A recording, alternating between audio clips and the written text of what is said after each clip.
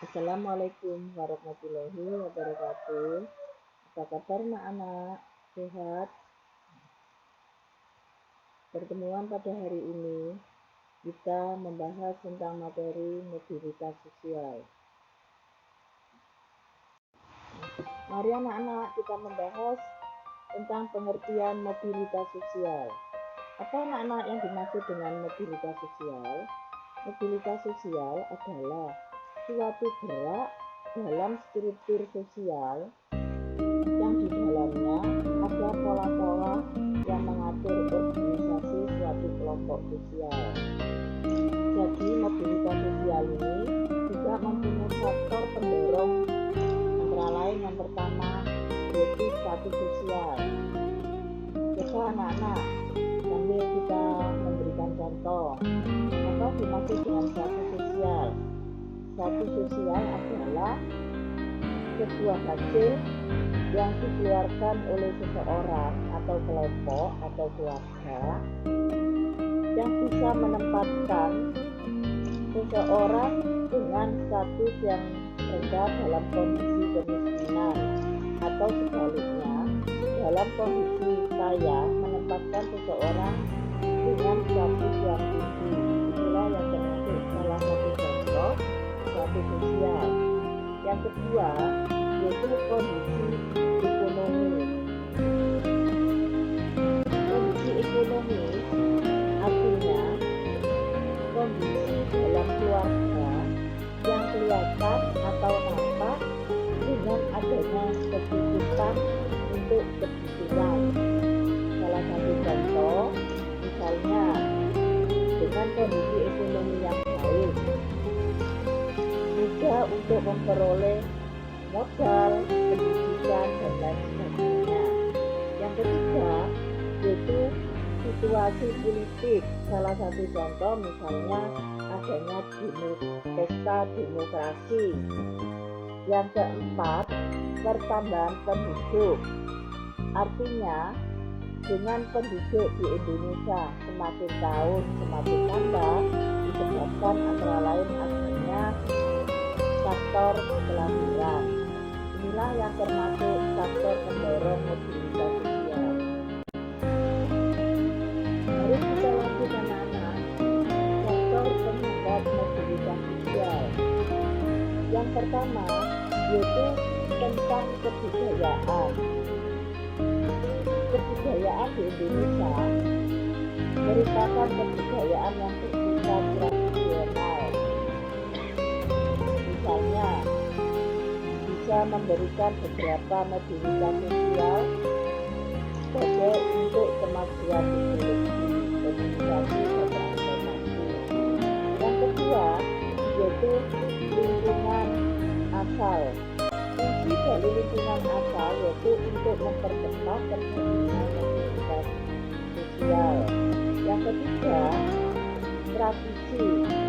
Arti dari tradisi yaitu kebiasaan masyarakat atau manusia dalam kehidupan sehari-hari. Yang keempat yaitu tentang ekonomi atau keadaan perekonomian masyarakat. Yang kelima, perbedaan jenis kelamin atau dengan istilah lain gender.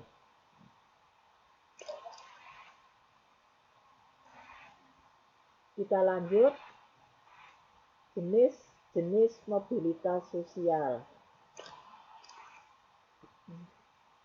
Jenis mobilitas sosial di sini ada dua, yaitu yang ke satu mobilitas sosial horizontal dan yang kedua mobilitas sosial vertikal.